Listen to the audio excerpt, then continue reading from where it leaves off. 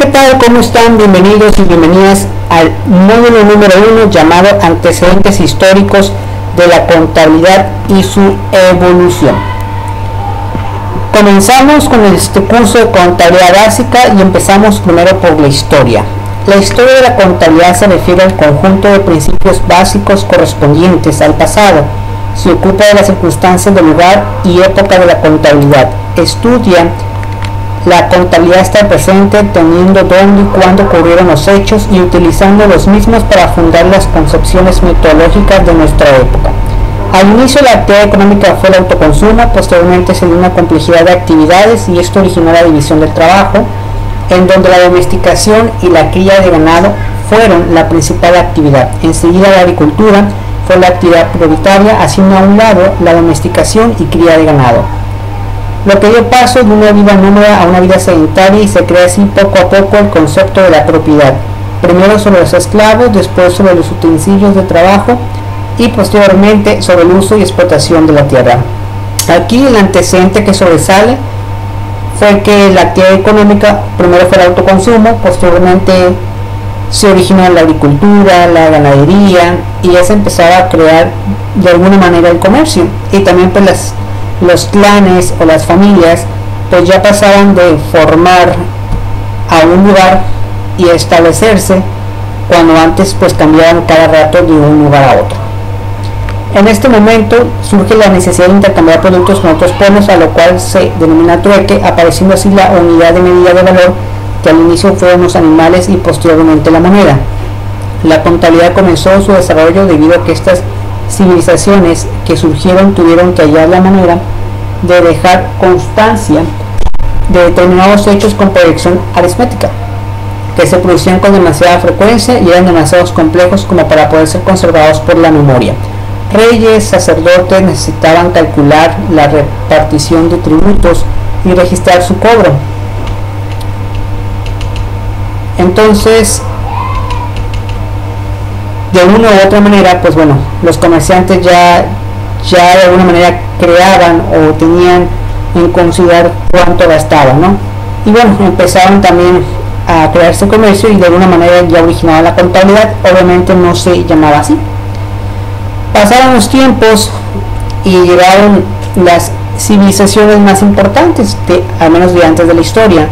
Por ejemplo, la Mesopotamia. Esta cultura de gran importancia, ya que logró dominar el concepto del cero, fracciones, multiplicaciones y divisiones, que contribuyeron a simplificar la actividad contable.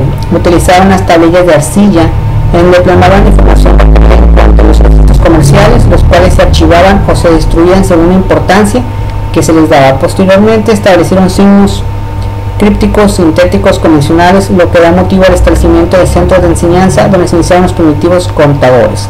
Los comerciantes de las grandes ciudades mesopotámicas constituían desde fechas muy tempranas una casta influyente e ilustrada, ¿no?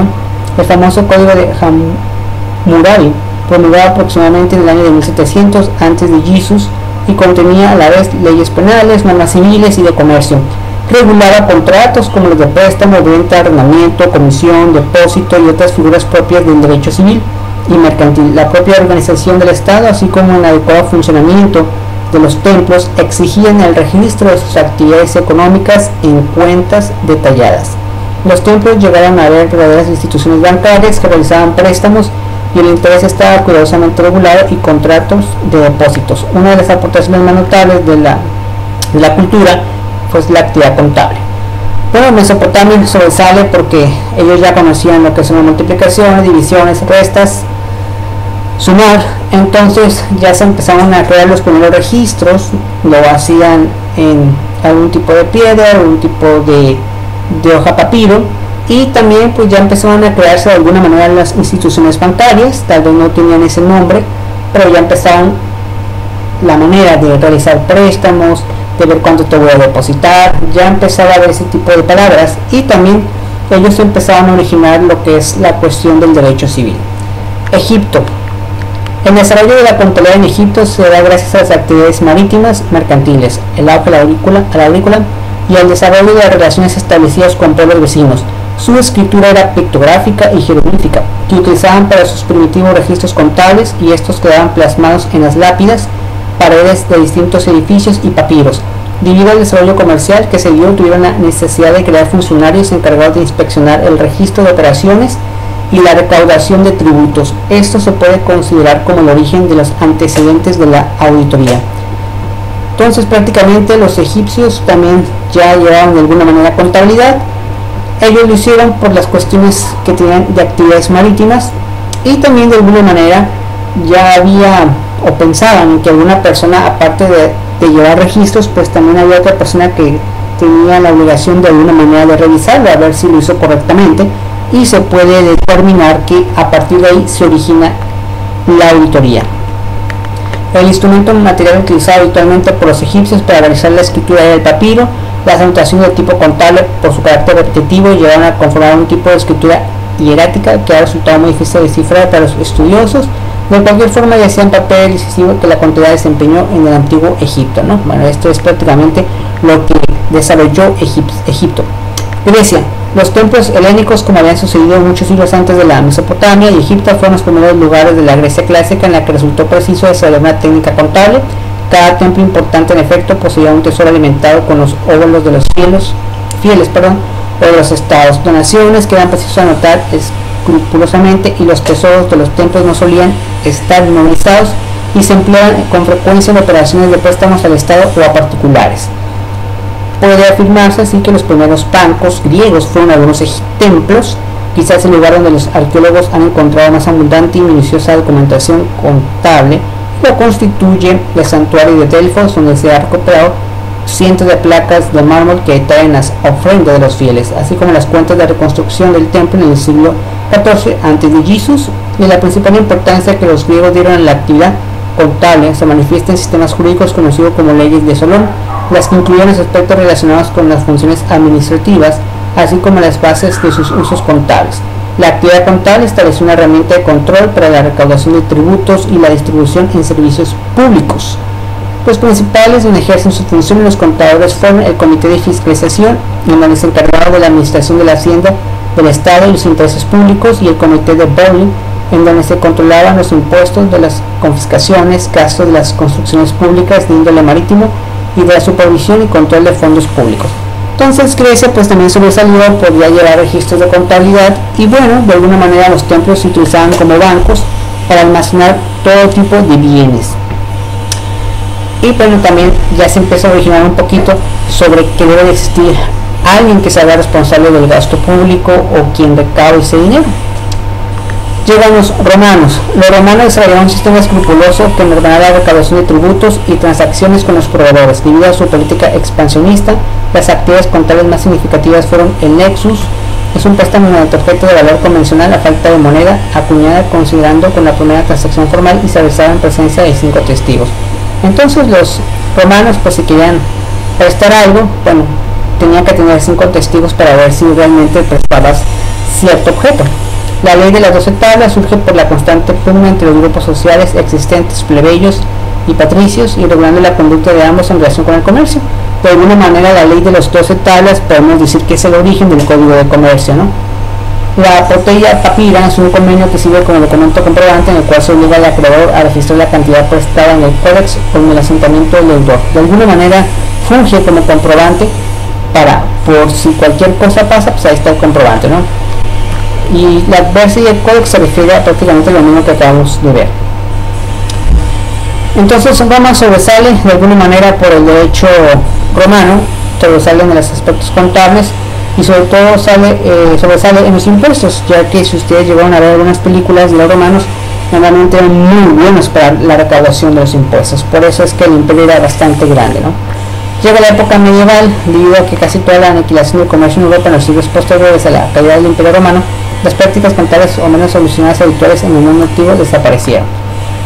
En la época medieval, de alguna manera, pues empezó a surgir con mayor afluencia el comercio, compra y venta de productos, y bueno, de alguna manera ya también empezaron a registrar contabilidad. Pasa el tiempo y llegamos al famoso, conocido creador o padre de la contabilidad llamado Fra Luca Pacioli. Gracias a este individuo, la contabilidad hasta la fecha de hoy se lleva casi igual como él la llevó. Vamos a leer 2 párrafos donde habla precisamente de un libro que él sacó, y de ahí se originó la forma de llevar la contabilidad. La obra de Pacioli tuvo gran éxito, particularmente la parte dedicada a la práctica comercial y contable, que fue reemplazada por separado algunos años más tarde. De la descripción realizada por Pacioli se desprende que los comerciantes venecianos se veían precisados a utilizar en primer lugar un borrador. No empleaban directamente el diario para realizar asientos en el diario. Era preciso en primer lugar convertir las operaciones registradas en el borrador a la unidad monetaria elegida por el comerciante para llevar sus registros. Ferruccio Pacioli fue considerado como el padre de la contabilidad propiamente dicha, ya que su obra constituye el primer trabajo impreso sobre temas contables y algebraicos. El objetivo principal de Pacioli fue diseñar un sistema que proporciona al comerciante información oportuna en relación a sus activos y obligaciones. Pacioli explica el inicio de su obra, como efectuar por parte del empresario un inventario, el que deberá iniciarse y terminarse el mismo día para evitar posibles errores, especificando el día, el lugar y finalmente guardarse con mucho cuidado. Más adelante nos habla de la utilización de nuestros libros principales, libro diario, libro mayor y la forma de registrarlo, ¿no? Prácticamente te describe cómo llevar la contabilidad. Entonces Ferruccio Pacioli de alguna manera es el padre de la contabilidad y es quien descubre todo esto. También a Ferruccio Pacioli se le conoce por la teoría de la partida doble, que dice que a todo cargo siempre corresponde una hora.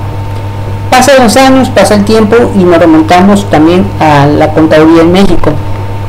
Las civilizaciones también de antes pues aportan algo para la cuestión de la contabilidad en México. En la época prehispánica, los sistemas contables mayas alcanzaron su mayor expansión en los cómputos calendarios manejados por la clase sacerdotal. También se tiene conocimiento de algunos registros contables de índole comercial. El fundamento económico del pueblo azteca se constituyó mediante un riguroso sistema tributario impuesto a los pueblos sometidos y a una constante intercambio entre los mismos. Las descripciones pictográficas comprueban el grado de avance de las contabilidades que nos describen el producto, la cantidad, el número de atributos y las fechas en las que deberían pasar a recoger los productos. Entonces, de alguna manera, pues los sistemas contables también ya nos llegaron a la época prehispánica, claro, no como lo conocemos ahora, pero bueno, era rudimentario todo esto. Pasa el tiempo y llega la época colonial, otra época importante en el país de los Estados Unidos mexicanos. ¿Por qué? Porque llegan los colonizadores, llega el famoso Hernán Cortés y bueno, también cambia de alguna manera la cuestión contable. Rápidamente, para no leer todo el texto, menciona que existe el primer ayuntamiento en América Latina, que fue la Villa Rica en Veracruz. Ahí un personaje llamado don Alfonso Ávila fue el primer contador, digamos así, del ayuntamiento, y bueno, de alguna manera ya empezaba a crearse autoridades quienes llevaban contabilidad y quienes de alguna manera también revisaban. Es una de las cosas que sobresale en la época prehispánica. Pasa el tiempo, llega la época del virreinato y también igual, ya empiezan a aparecer los términos cargo, los términos debe. Obviamente con información de Ferruccio Pacioli ya se tenía la información de cómo llevar la contabilidad. Llega el desarrollo de la contabilidad en México, sigue pasando los años y empiezan a crearse ya escuelas o algún centro que ayude de alguna manera a que tú tengas un conocimiento contable. Anteriormente pues contaduría como tal no se llamaba, entonces existían muchas escuelas de comercio, consideraban que la contabilidad era comercio. Pasa el tiempo y bueno, pasan los años y llegamos a 1917 hasta el 2014, donde ya que empiezan a crearse nuevas escuelas, universidades, aún siguen habiendo carreras de comercio, pero no de contaduría. Entonces a partir de 1907 pasa algo muy importante. Dice, se ha aceptado el 25 de mayo de 1907 como el nacimiento de la profesión contable en México. En esta fecha presentó su examen don Fernando Díez Barroso, recibiendo el primer título de contador de comercio, que se expide en México. Algunos años después, y por gestión del propio Díez Barroso, los planes de estudios fueron modificados y el título otorgado cambió al contador público. La primera asociación profesional de una asociación de contadores públicos titulados agrupó en realidad a contadores de comercio. Para 1917 esta asociación contaba con 11 miembros, los cuales en atención a sus estudios y prácticas profesionales recibieron más adelante el título de contador público. 6 de octubre de 1923 se constituyó el Instituto de Contadores Públicos Titulados de México, que el antecedente del IMCP. Más adelante se presenta la lista de todos los socios fundadores y bueno, empieza a crearse un boom para abrir más asociaciones o colegios que de alguna manera guían al contador público después de terminar su carrera a seguir con el conocimiento, a seguir investigando, a seguir de alguna manera informado sobre todo lo relacionado con la contaduría pública. Pasan los tiempos, pasan los años y empiezan a crearse pues buenas nuevas asociaciones. Pero en realidad, ¿cuáles son las necesidades que satisfacen la contabilidad? O sea, prácticamente para qué sirve, ¿no? Bueno, necesidades que satisfacen, ¿no?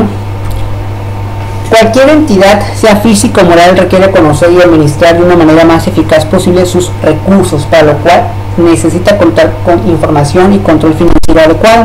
Se entiende por entidad cualquier unidad económico-social, es decir, el conjunto de recursos materiales y humanos, financieros y tecnológicos de que se dispone para la obtención de determinadas metas u objetivos. La rama del conocimiento que satisface la necesidad de tener información y control financiero se llama precisamente contabilidad y forma parte de la contaduría pública. Prácticamente menciona que una entidad es toda aquella unidad económica social que tiene un recurso humano, tiene un recurso financiero y tiene un recurso material. Si tiene las tres características, es una entidad. Puede ser una persona física, un individuo que tiene más de 18 años, que ya es ciudadano, en este caso mexicano si es del país, o una persona moral que puede ser un conjunto de personas físicas que forman una sociedad, puede ser una sociedad mercantil, una sociedad civil, una asociación civil, una asociación en participación. Concepto y tipo de entidad. Entidades. El sentido general se entiende por el término entidad cualquier ente o ser fisiológicamente una entidad, lo que constituye la esencia o forma de una cosa. Enmarcando el término entidad dentro del campo contable, podemos decir que es la integración de recursos materiales, financieros y humanos que persiguen objetivos determinados. Clasificación de las entidades según el boletín A2 del IMCP. Aquí llega una pequeña definición en base al IMCP, pero vamos a saltarla porque prácticamente es lo mismo. Entidades morales. Bueno, aquí hace una clasificación de todas las entidades que existen. Entidades morales son las que están formadas por varias personas físicas que constituyen una sociedad civil o mercantil, una asociación o una mutualidad. Están las entidades lucrativas, son las constituidas por personas físicas o morales cuyas actividades principales están encaminadas a la obtención de una utilidad. Entidades no lucrativas son aquellas constituidas por una o varias personas que desarrollan actividades sociales, asistenciales, deportivas y culturales sin obtener ganancias. Entidades públicas son las que el Estado ha creado para desarrollar un determinado renglón de la economía nacional. Las entidades privadas son aquellas que han sido creadas por particulares sin intervención del Estado y que explotan algún giro o alguna actividad. Las entidades nacionales, bueno, son las que están obviamente dentro del territorio nacional. Entidades extranjeras son las constituidas con capital de inversionistas extranjeros en su totalidad dentro del mercado nacional. Entidades comerciales, bueno, entidades internacionales, pues son empresas que sobresalen más allá de un país o dos, tres, cuatro países, ¿no? Entidades comerciales son unidades económicas que, independientemente de que sean físicas o personas morales, públicas o privadas, mixtas, nacional, etcétera, pues se dedican prácticamente a la intermediación entre el fabricante del producto o servicio y se va expandiendo. Las entidades industriales, pues son las que transforman o adicionan las materias primas, ¿no? Mejor conocido como maquilas. Entidades de servicios son aquellas que prestan un servicio social, lucrativo o no. Ejemplo, bancos, ¿no? Entidades de actividades específicas son las que desarrollan alguna actividad en particular, como la agricultura, la ganadería, la pesca, la minería, ¿no? La contabilidad como un sistema de información. Bueno, el origen del proceso contable en contabilidad tiene diferentes etapas. Y el proceso surge en contabilidad como consecuencia de reconocer una serie de funciones o actividades relacionadas entre sí. Bueno, prácticamente tenemos que a todas estas etapas se les llama proceso contable, que es el conjunto de fases a través de las cuales la contabilidad pública obtiene y comprueba información financiera. La contabilidad y la auditoría observan las mismas fases del proceso contable, la primera para obtener información, la segunda para comprobarla. Entonces prácticamente la contabilidad hace todo y la auditoría nomás viene a revisar. La sistematización es una fase en la cual se establece el sistema de información financiera que tiene la entidad. Evaluación: se cuantifican las unidades monetarias, los recursos y obligaciones que adquiere una entidad económica, ¿no? Procesamiento, pues es la elaboración de los estados financieros, ahora sí que, como dicen, capturar toda esa información. Evaluación: que tiene un resultado y hay que ver cuál es la situación financiera de la empresa. La información, pues es donde se comunica ya la información del resultado final. Características y objetivos de la información contable. La información financiera en realidad pues es el resultado final de todo lo que se hizo en el trabajo para ver si te fue muy bien o te fue muy mal en la empresa. Entonces la información financiera de alguna manera debe tener ciertos elementos. como son ser claras, ser congruente, comparable, objetiva, verificable, neutral, ¿no? También es muy importante que la contabilidad de alguna manera sirve para muchas personas, no solamente se hace porque se debe hacer. ¿Cuáles son los usuarios? Bueno, para eso tenemos las NIF. NIF significa Norma de Información Financiera y es de alguna manera un libro en el cual nos pone las reglas o las normas que tenemos que seguir dentro de la contabilidad. La NIF A3 define el concepto como usuario general de la siguiente forma. Usuario general es cualquier ente involucrado en la actividad económica presente o potencial interesado en la información financiera de las entidades para quien funciona ella base su toma de decisiones.